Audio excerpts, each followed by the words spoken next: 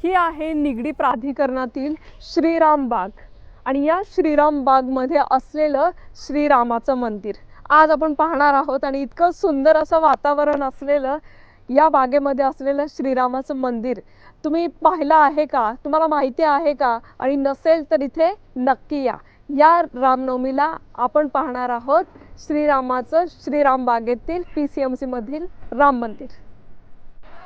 राम, अयोध्यापती, राघवेंद्र, रघुनंदन अशी रामाची अनेक नावं आणि याच रामाबद्दल येत्या रामनवमी निमित्त आपण जाणून घेणार आहोत। आता आपण आहोत PCMC मध्ये असलेलं रामाचं हे जे मंदिर आहे येथे। नमस्कार, मी प्राध्यापिका दीपिका जंगम आपल्या चॅनलवर सहर्ष स्वागत करीत आहे।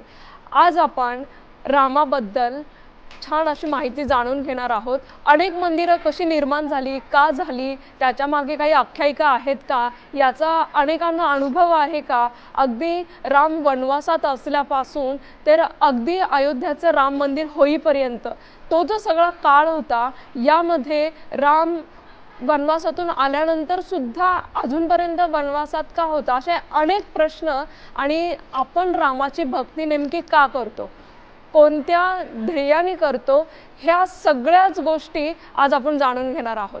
चला तर मग आज आपण पाहूया हे छान असं रामाचं मंदिर। मंदिराचं भव्य दिव्य आवार इथे पाहिलं, इथल्या ज्या जुन्या पेंटिंग आहेत त्या पाहिल्या तर खूप यातूनच रामायण सगळं आपल्याला कळू शकतं। इथे खूप छान अशा या पेंटिंग लावलेल्या आहेत। आवार खूप भव्य आहे, सभामंडप आहे आणि खूप छान माहिती इथे मला मिळाली। अनेक भाविक भक्त इथे नेहमी येत असतात। प्राधिकरणात असलेलं हे मंदिर अनेकांपर्यंत पोहोचावं हा आपला इथला उद्देश आहे।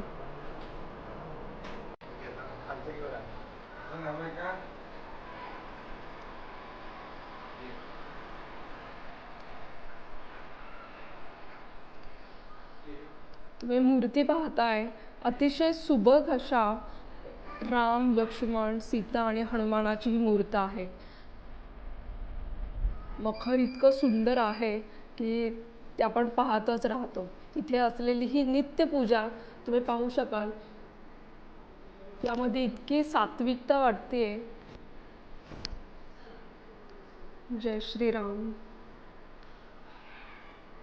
जे विश्वस्त आहेत ते आपल्याला या मंदिराबद्दल सर्व माहिती सांगणार आहे।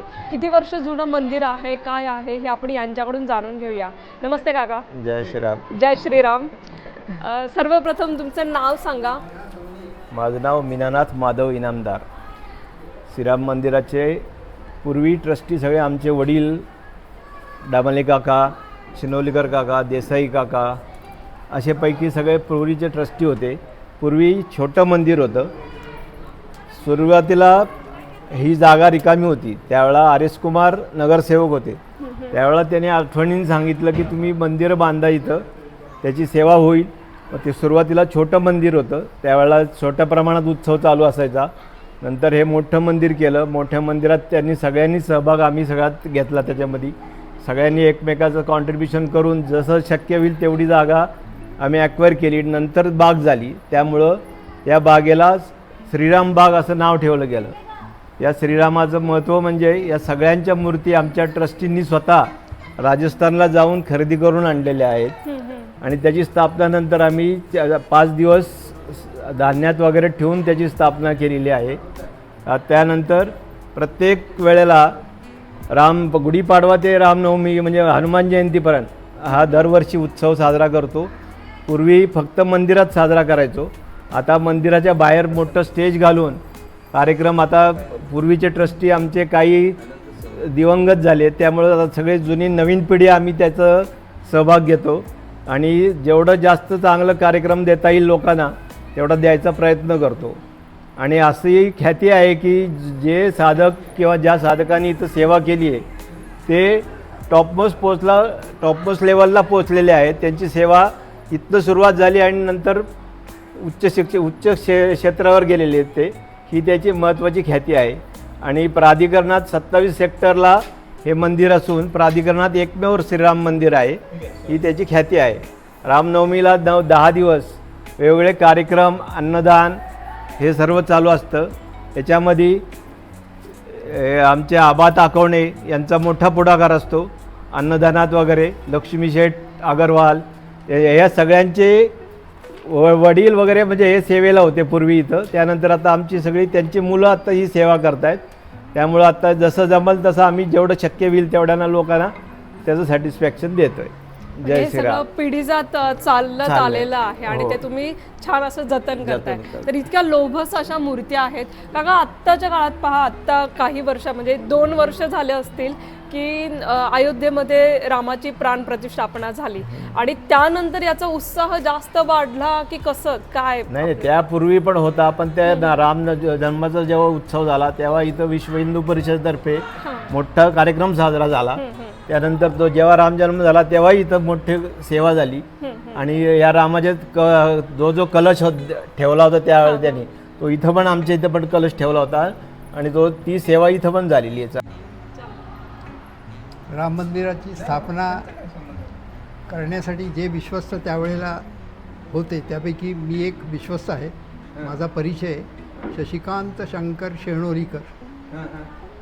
1988 साली या मंदिराची नोंदणीकृत इथे स्थापना झाली आणि तत्पूर्वी एक छोटंसं हनुमान मंदिर याच उद्यानाच्या क्षेत्रामध्ये डाव्या बाजूलाची मोकळी जागा दिसते त्या ठिकाणी होतं आणि त्यावेळेला वस्ती त्या मनानं प्राधिकरणात कमी होती. पण जसजशी वस्ती वाढत गेली तसतसं सर्वांच्या विचाराने आपण एक राम मंदिर इथे करावं म्हणून विचार झाला आणि त्याप्रमाणे हे राम मंदिराची स्थापना 1988 साली केलेली होती.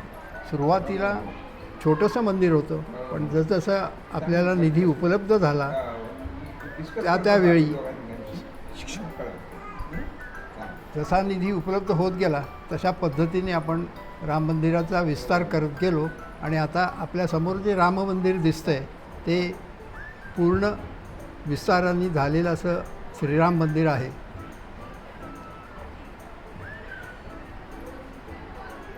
नमस्ते काका. नमस्कार. काय सांगाल राम मंदिराबद्दल किंवा रामाबद्दल? मी अविनाश सीताराम कामत. मंदिराच्या समोरच रामाने आम्हाला जागा दिलेली आहे, तिथे आम्ही राहतो. या सगळ्यांच्या सहकार्याने आमचं राम मंदिर व्यवस्थित उत्सव 10 दिवस पार पडतो.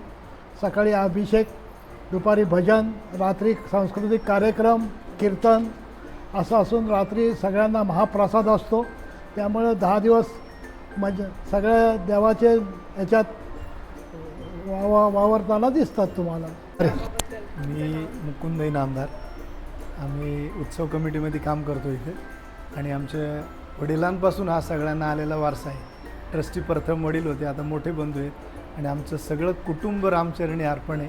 रामाच्या कृपेने आमची थोडीफार सेवा त्यांच्याकडनं होती आणि आमची सगळी समितीसुद्धा पूर्णपणे हा 9 दिवस उत्सव पार करण्याचा पूर्णपणे प्रयत्न करत असते. विविध गुणदर्शन, चांगले चांगले कार्यक्रम, प्रत्येकाला प्रोत्साहन देऊन वेगवेगळ्या रांगोळी स्पर्धा, महिलांसाठी सुद्धा वेगवेगळे कार्यक्रम आम्ही घेत असतो.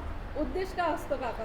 उद्देश सगळ्यांनी मिळून रामसेवा करावी, रामचरणी आपले जेवढे आहेत ते आपली सेवा देण्याचा प्रयत्न करावा आणि त्यांचे आशीर्वाद घ्यावे आणि गुढीपाडवा ते रामनवमी हा जो उत्सव आहे हा उत्तमरित्या संयुक्तपणे पार पडावा, ह्याच्यात सगळ्यांचं योगदान आहे. धन्यवाद. मी सुभाष भंडारे. मी या संस्थेशी किंवा या ग्रुपशी गेले 10 वर्षापासून जोडलेला आहे आणि रामाबद्दल जी काही सेवा करायला मिळते त्याचा आनंद हा शब्दात वर्णन करता येणार नाही. अतिशय आनंद वाटतो, समाधान वाटतं आणि आम्ही सर्वजण या उत्सवाची वाट बघत असतो डोळ्यामध्ये तेल घालून. त्यामुळे आम्हाला खूप आनंद मिळतो, समाधानही मिळतं आणि शांतताही लाभते मनाला. आणि रामाबद्दल आणखीन काय सांगणार, राम आहे तर सगळंच आहे. नमस्ते काका. नमस्कार. काय सांगाल आपल्या रामाचा जो उत्सव असतो त्याबद्दल? मी स्नेहली नामदार. माझे सासू सासरे आणि माझ्याबरोबर ज्या आत्ता काम करत आहेत त्या सगळ्यांचे सासू सासरे इथे आधी काम करत होते. त्याच्यानंतर त्यांनी आम्हाला हँडओव्हर केलं की आता तुम्ही हे सगळं रामाचं कार्य करायचं आहे. तर आम्ही सगळ्या मिळून सकाळपासून संध्याकाळपर्यंतचा जो इथला दिनचर्या आहे, सकाळी अभिषेक पूजा असतात, दुपारी भजन असतं, संध्याकाळी विविध कार्यक्रम असतात, त्या ठिकाणी आम्ही सगळं मॅनेज करतो सगळ्याजणी. रोजचे पूजा, नैवेद्य, ह्या सगळ्या गोष्टी किंवा संध्याकाळचा प्रसाद, असं सगळं आम्ही एकमेकींशी कोऑर्डिनेट करून मॅनेज करतो.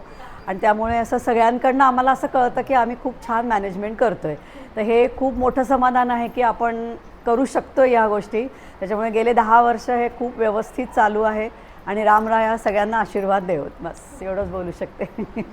जय श्रीराम. तर आज आपण आलेलो होतो PCMC मध्ये असलेलं निगडी प्राधिकरणातील श्रीराम बागेतील श्रीराम मंदिरामध्ये. इथली आपण माहिती पाहिली, आवार पाहिलं, अतिशय प्रसन्न आणि सकारात्मक ऊर्जा देणारं हे ठिकाण. याची आख्यायिका पाहिली, ट्रस्टी पाहिल्या. मुळातच रामाची अनेक मंदिरं आहेत, त्याच्या मागे काही ना काही इतिहास आहे, आख्यायिका आहेत. रामाची सेवा घडावी ह्या प्रत्येक भक्ताचं असं मागणं असतं आणि ही सेवा कोणत्या ना कोणत्या रूपामध्ये आपण पाहतोय ही केली जाते. तर ही सुद्धा माझी असलेली सेवा श्रीरामापर्यंत पोहोचावी हीच एक प्रार्थना. आणि येत्या रामनवमीला या राम मंदिरामध्ये तुम्ही नक्की या आणि तुमच्या आसपास असं कोणतं रामाचं मंदिर आहे का मला कमेंटमध्ये आवर्जून कळवा. तोपर्यंत धन्यवाद.